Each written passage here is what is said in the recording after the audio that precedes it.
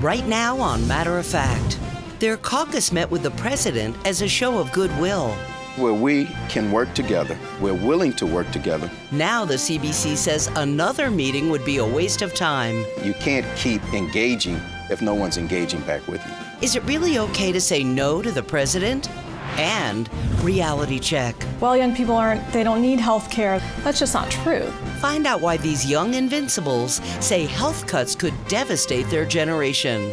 Plus, she won by 20 points in a district that went for Trump. Many of my colleagues said, how in the heck do you do something like that? Now her party wants her to give them the answer. Is it a bad sign that Democrats need someone to explain to them how to engage voters in the heartland?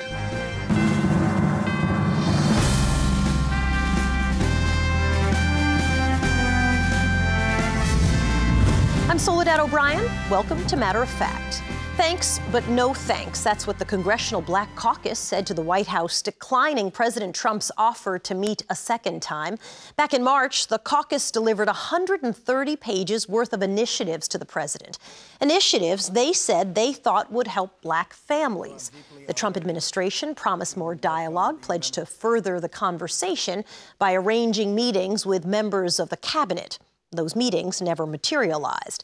In fact, in turning down a second invite, Representative Cedric Richmond, Democrat from Louisiana and chairman of the 49-member Congressional Black Caucus, cited 6 attempts since that meeting where the CBC reached out to the White House and got no response.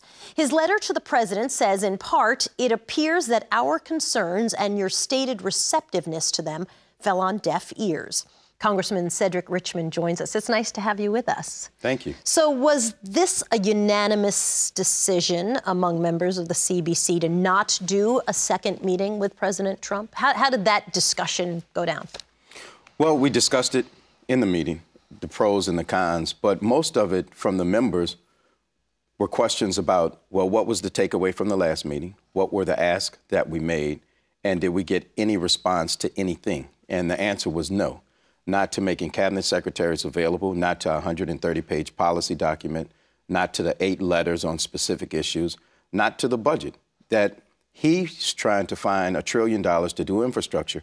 We found it, we put it in our budget, we sent it to him as an idea. So there's been no further correspondence, and the members overwhelmingly, all but just a few, decided that it was not worth our time to go for a social visit. There are some who would argue, at the end of the day, he's the president of the United States and you're members of Congress, and you actually, at some point, don't you sort of have to sit down with him, or shouldn't you at least want to have a second and third and 10th meeting with him at some point? We do if he's going to engage. And we haven't seen any of that engagement from anyone in the White House. So, for example, if he's asking us about rural communities, how do we help them? We'd probably say refer to page 102 of the document we sent you. If you want to talk about criminal justice reform, we'd probably say refer to page 8 of the document, housing and urban development, maybe page 30.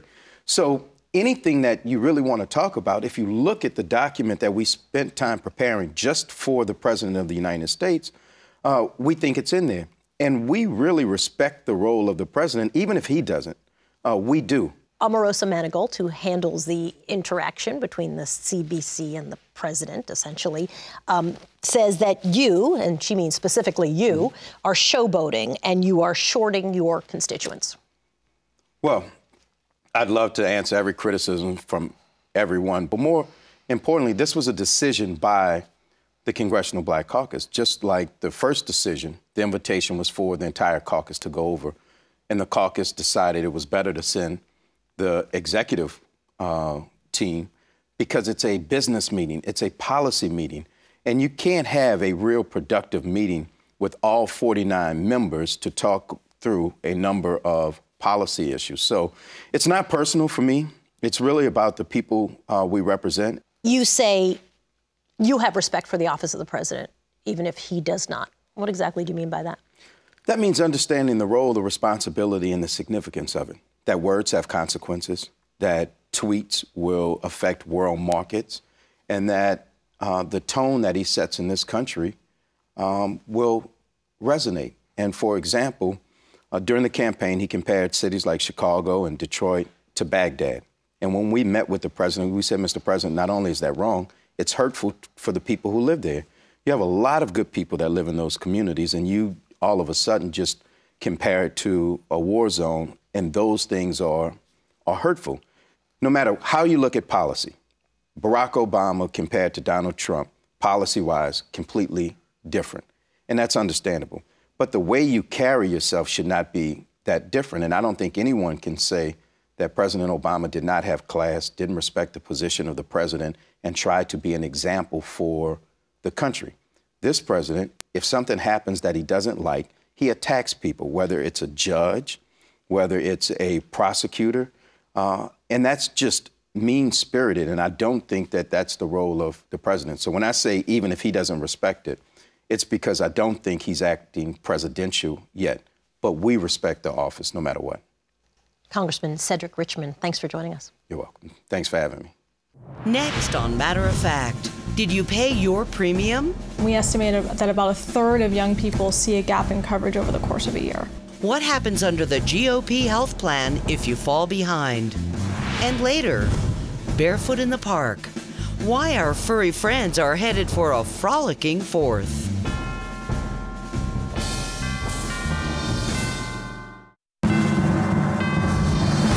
At the end of July will mark 52 years since the enactment of Medicaid and Medicare.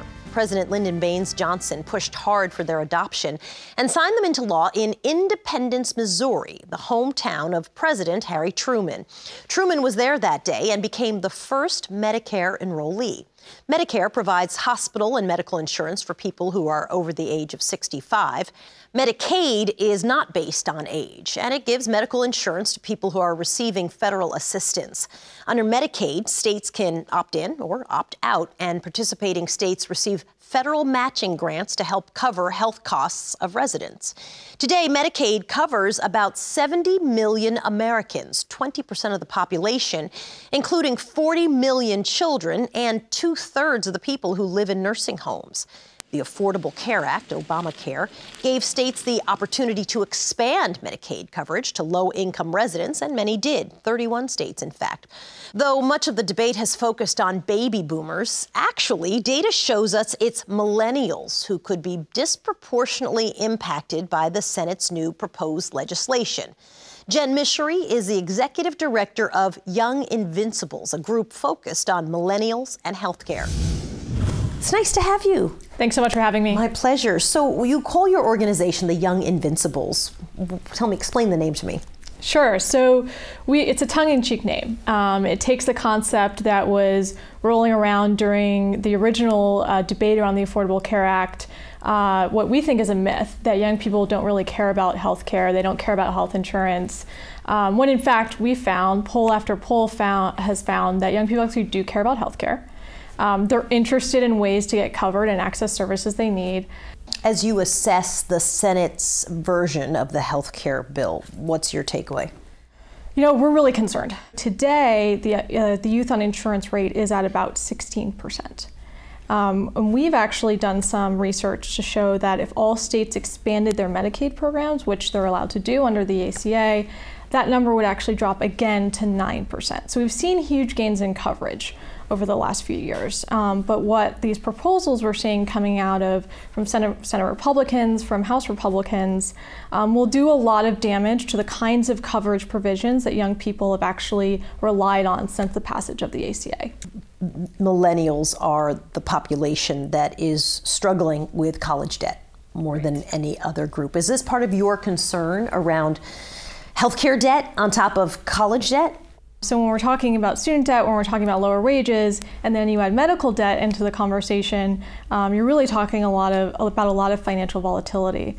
And so when we're talking about the kinds of challenges that a young person might face when they're uninsured, medical debt and medical bills are a huge question. About half of uninsured young people, this was a pre-ACA study, actually struggled to pay for medical debt and medical bills.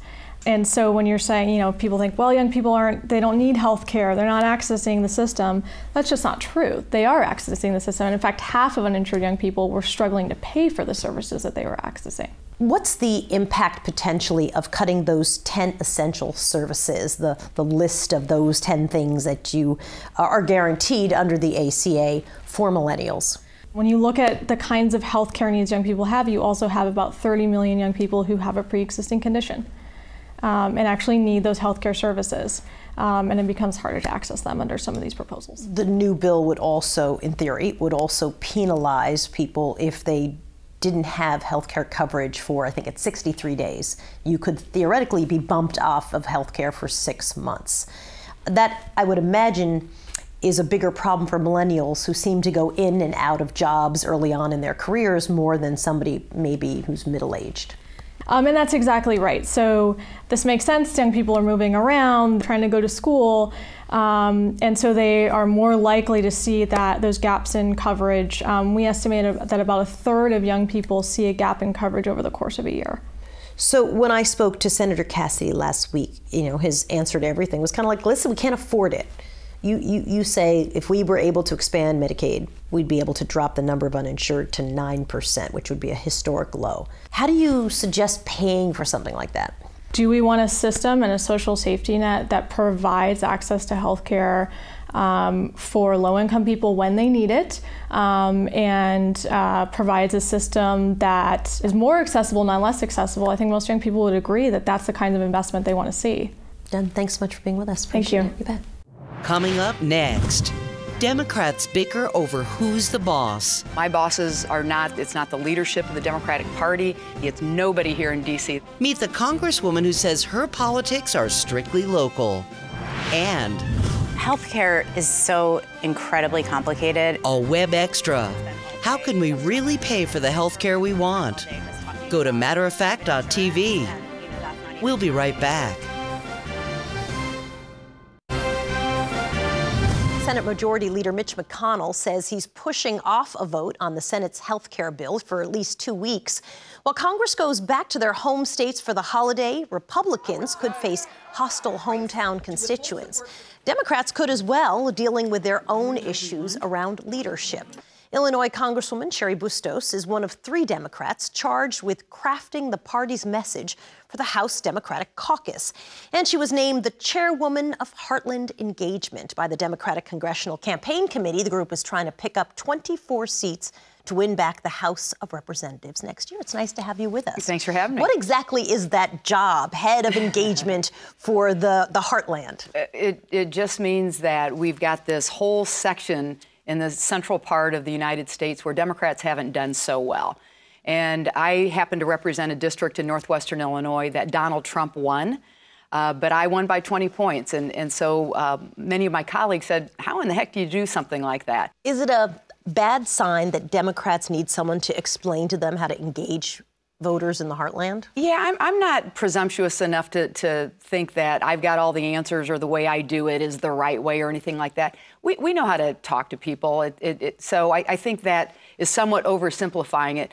But we're doing some things that work. I go to supermarkets on Saturday, and when we've labeled that Supermarket Saturday, where it's as simple as walking up and down the aisles and talking to grandparents when they're buying their oatmeal or dads when they're buying tangerines, and just I introduce myself and I say, tell me what's on your mind.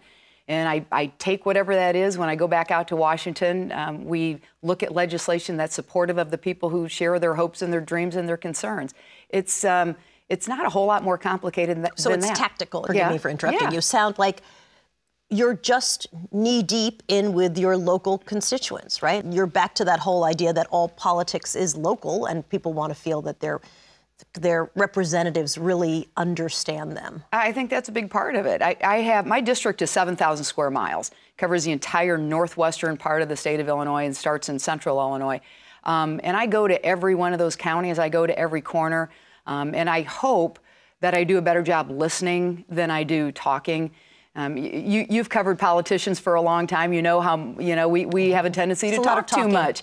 But I'm a former reporter, and as you know, because you do it right, you listen to people. Let me ask you a question, because you don't always vote the party line. You focus a lot on local. You seem to me, at least, to be more about reflecting your district than saying, listen, this is what the Democrats believe. Let me push this onto my district, which is a little bit of a flip. If you're not always with the party line, as you know, often there's a litmus test of, are you really a Democrat? We represent, as members of Congress, we represent our district. And typically a district is about 700-ish thousand people.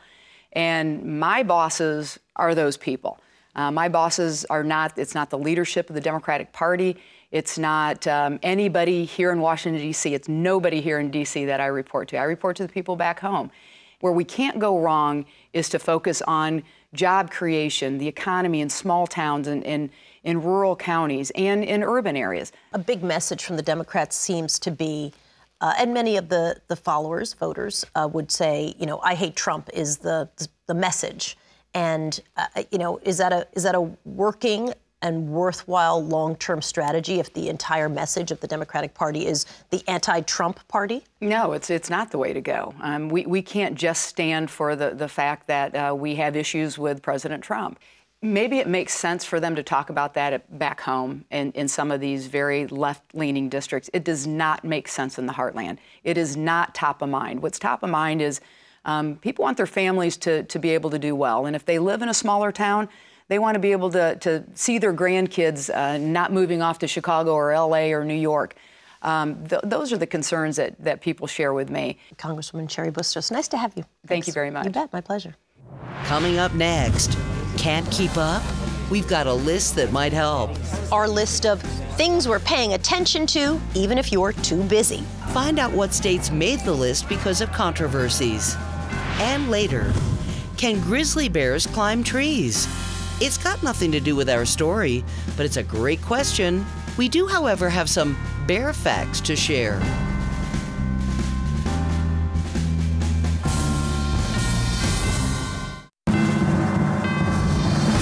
This week, controversial measures moving through some state legislatures make our list of things we're paying attention to, even if you're too busy.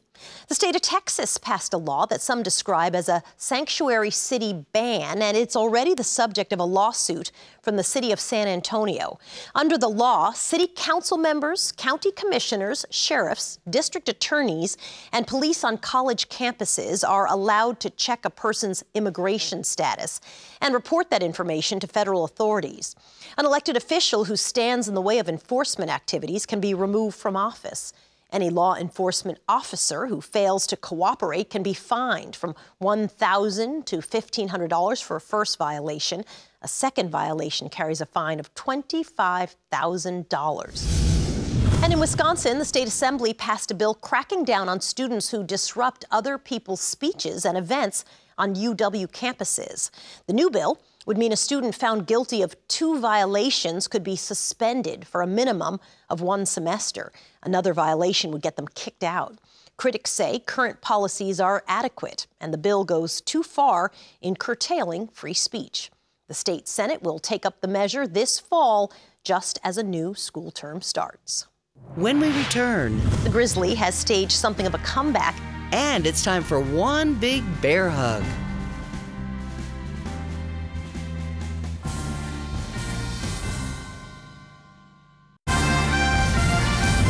As Americans head to the national parks for the 4th of July holiday, those visiting Yellowstone, the nation's first national park, might have an easier time spotting a grizzly bear or two. Turns out the grizzly has staged something of a comeback in the 34,000 square miles that are known as the Greater Yellowstone Ecosystem.